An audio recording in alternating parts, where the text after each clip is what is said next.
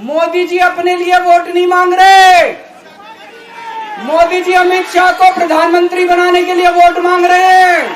ये मोदी की गारंटी पूरी कौन करेगा? क्या अमित शाह मोदी की गारंटी पूरी करेंगे? लेकिन जो बीजेपी को वोट देने जाएं, वो ये सोच के जाना कि आप मोदी जी के नाम पे वोट नहीं दे रहे, आप अमित शाह के नाम पे वोट दे रहे। योगी आदित्यनाथ, अगर ये चुनाव जीत गए, मेरे से लिखवा लो, 2 महीने के अंदर उत्तर प्रदेश का मुख्यमंत्री बदल देंगे। योगी आदित्यनाथ की राजनीति खत्म करेंगे, उनको भी निपटा देंगे। प्रधानमंत्री जी कह रहे हैं मैं भ्रष्टाचार से लड़ रहा हूं। देश के सबसे बड़े चोर, उचक्के और डकैतों को उन्होंने अपनी पार्टी में शामिल कर लिया। देश के प्रधानमंत्री बनेंगे अमित शाह। योगी आदित्यनाथ को प्रधानमंत्री नरेंद्र मोदी खत्म कर देंगे और अमित शाह को देश का अगला प्रधानमंत्री बना दिया जाएगा। ये कहना केजरीवाल का है। आपको बता दें कि दिल्ली के मुख्यमंत्री केजरीवाल जेल से बाहर आ चुके हैं। 1 जून तक उन्हें अंतरिम जमानत दी गई है और 2 जून को उन्हें खुद को सरेंडर करना है। ऐसे में जेल से बाहर आते ही, तिहाड़ जेल से रिहा होते ही तस्वीरें सामने आई थी, जहां केजरीवाल जो हैं वो लोगों को धन्यवाद कह रहे थे।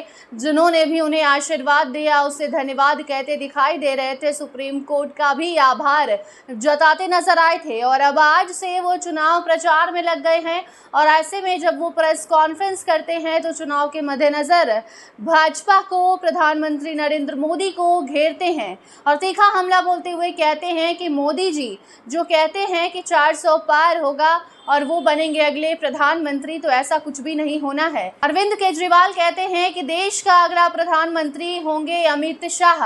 तो जो भी लोग अगर नरेंद्र मोदी का चेहरा देखकर वोट कर रहे हैं तो ऐसा मत कीजिए। वोट करना है तो अमित शाह को देखिए और अमित शाह के नाम पर देख लीजिए कि आपको वोट करना है कि नहीं करना है, क्योंकि अमित शाह को बनाया जाएगा अगला देश का प्रधानमंत्री। और अगर देश के प्रधानमंत्री होंगे अमित शाह तो फिर जो वादे कर रहे हैं नरेंद्र मोदी, उन वादों को कौन पूरा करेगा? नरेंद्र मोदी जो गारंटी दे रहे हैं, क्या उन गारंटी को पूरा करेंगे अमित शाह? ये सारा सवाल जो है ये अरविंद केजरीवाल ने तब जनता से किया जब वो प्रेस कॉन्फ्रेंस कर रहे थे और भाजपा पर तीखा हमला बोलते हुए प्रधानमंत्री नरेंद्र मोदी को भी घेरने की कोशिश कर रहे थे। पहले सुनिए कि अरविंद केजरीवाल जेल से बाहर आते ही प्रेस कॉन्फ्रेंस करते क्या कुछ कह रहे हैं। तो मैं लोगों को, देश के लोगों को आगाह करना चाहता हूं, मोदी जी अपने लिए वोट नहीं मांग रहे। मोदी जी अमित शाह को प्रधानमंत्री बनाने के लिए वोट मांग रहे हैं। मैं पूछना चाहता हूं मोदी जी से और अमित शाह जी से, ये मोदी की गारंटी पूरी कौन करेगा? क्या अमित शाह मोदी की गारंटी पूरी करेंगे? जब आप अगर जो वैसे तो मेरे को लगता है मैं भी आऊंगा उसके ऊपर, मुझे नहीं लगता इनकी सरकार बन रही है। लेकिन जो बीजेपी को वोट देने जाएं, वो ये सोच के जाना कि आप मोदी जी के नाम पे वोट नहीं दे रहे, आप अमित शाह के नाम पे वोट दे रहे।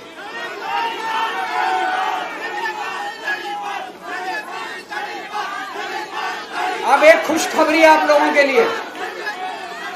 अब एक खुशखबरी है, सबको बता देना जो मैंने बातें कही है, बड़ी सोच समझ के कही है। वहां बैठ के यही सोच रहा था 50 दिन से।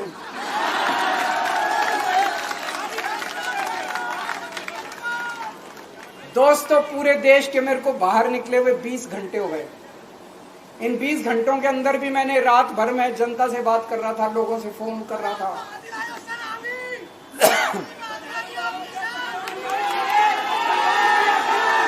क्या बोल रहे?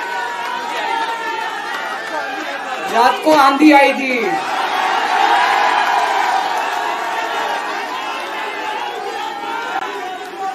पिछले 20 घंटे में मैंने जो बातचीत करी है, कई बड़े बड़े एक्सपर्ट से बात की, चुनाव विश्लेषकों से बात की, सेफोलॉजिस्ट से बात की, जनता से बात की, फोन पे लोगों से मेरा अपना आकलन है कि 4 जून के बाद इनकी सरकार नहीं बन रही, मोदी सरकार नहीं बन रही।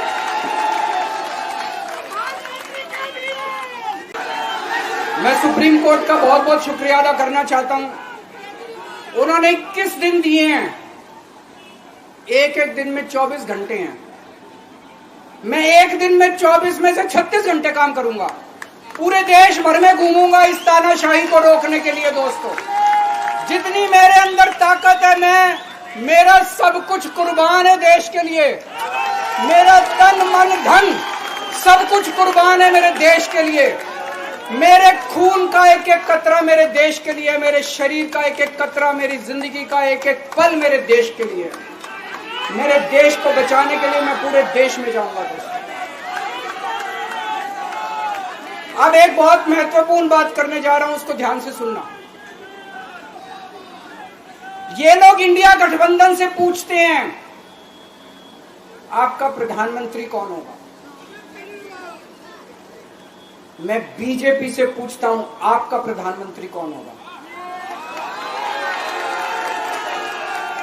आप लोग सोच रहे होंगे केजरीवाल क्या बात कर रहा है, मोदी जी होंगे। नहीं, मोदी जी अगले साल 17 सितंबर को 75 साल के हो रहे हैं। बीजेपी के अंदर मोदी जी ने 2014 में मोदी जी ने खुद ने रूल बनाया था कि बीजेपी के अंदर जो भी 75 साल का होगा उसको रिटायर कर दिया जाएगा।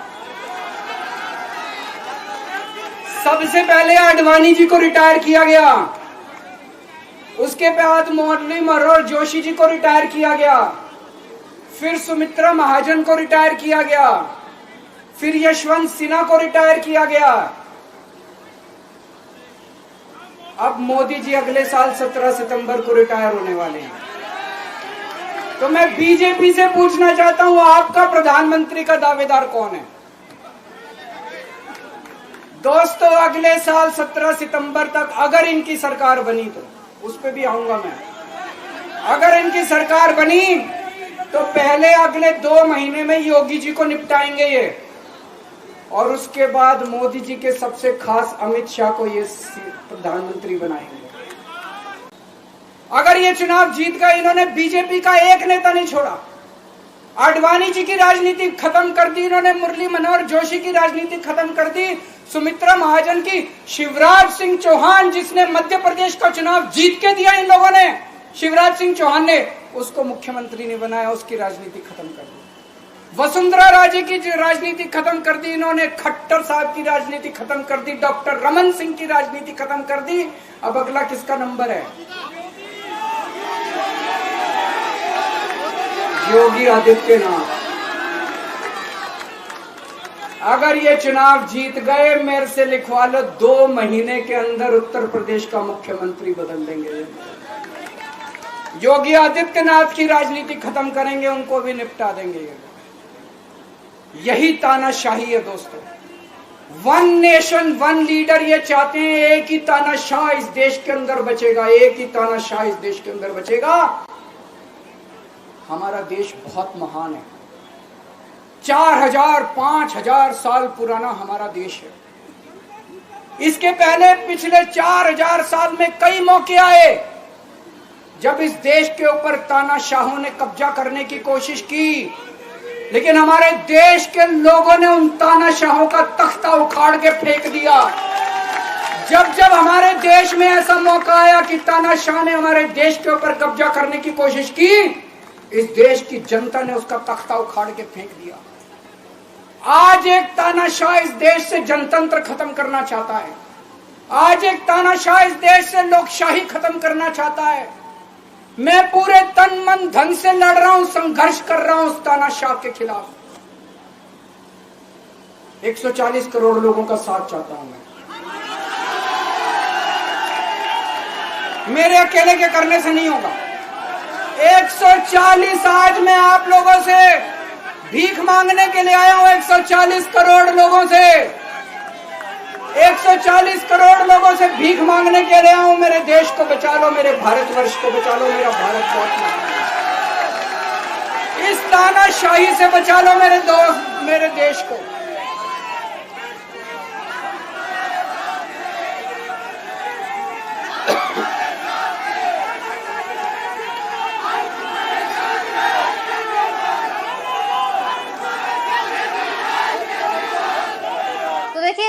शराब घोटाले मामले में जेल में बंद अरविंद केजरीवाल अब रिहा हो चुके हैं। 1 जून तक वो बाहर रहेंगे, चुनाव प्रचार करेंगे। ऐसे में आज से ही वो प्रेस कॉन्फ्रेंस करके दिल्ली की जनता से संवाद करने में जुट चुके हैं और इसी दौरान प्रधानमंत्री नरेंद्र मोदी को लेकर भी बड़ा बयान अरविंद केजरीवाल ने दे दिया है।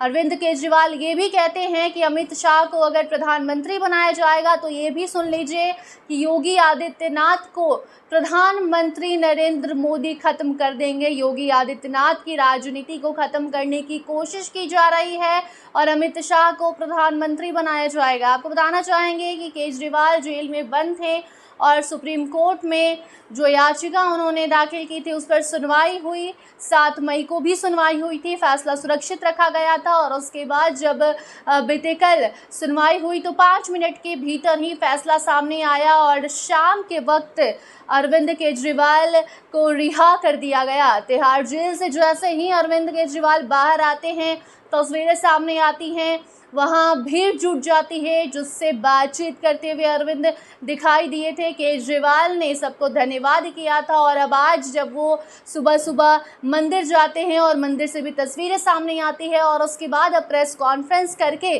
चुनाव प्रचार में केजरीवाल जुट चुके हैं, क्योंकि उनके पास वक्त काफ़ी कम है। 1 जून तक का वक्त है चुनाव प्रचार करने के लिए और इसीलिए अब वो भाजपा पे तीखा हमला बोलना शुरू कर दिए हैं और इसी बीच प्रधानमंत्री को लेकर भी बड़ा बयान दे दिया है और ये बता दिया है कि देश का प्रधानमंत्री कौन होगा। साथ साथ पीएम मोदी की उम्र पर भी तंज कसा है और कहा है कि प्रधानमंत्री नरेंद्र मोदी इस दिसंबर 75 साल के हो जाएंगे और ऐसे में जो भाजपा है वो नरेंद्र मोदी को नहीं बल्कि कोई और जो है वो प्रधानमंत्री होगा और योगी आदित्यनाथ प्रधानमंत्री नहीं बनेंगे बल्कि अमित शाह को देश का अगला प्रधानमंत्री बना दिया जाएगा। इसीलिए आप लोग नरेंद्र मोदी नहीं बल्कि अमित शाह को देखकर वोट कीजिए। ये सारी बातें प्रेस कॉन्फ्रेंस के दौरान अरविंद केजरीवाल ने कही है और लगातार अब वो जनता के सामने जा रहे हैं, रूबरू हो रहे हैं और उनसे बातचीत करके चुनाव प्रचार में जुट चुके हैं, क्योंकि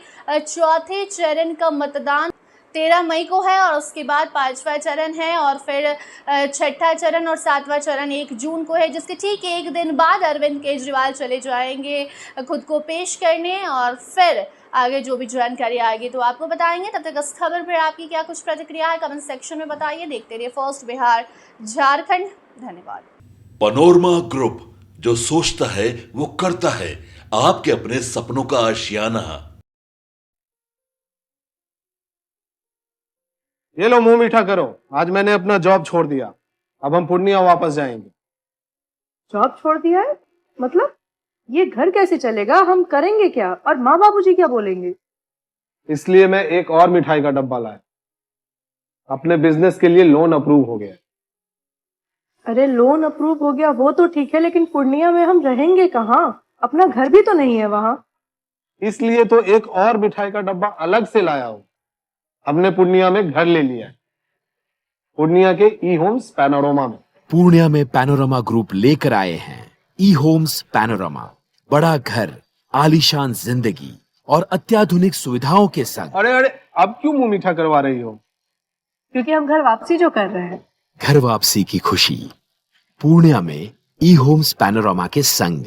ई Homes Panorama, luxurious lifestyle redefined.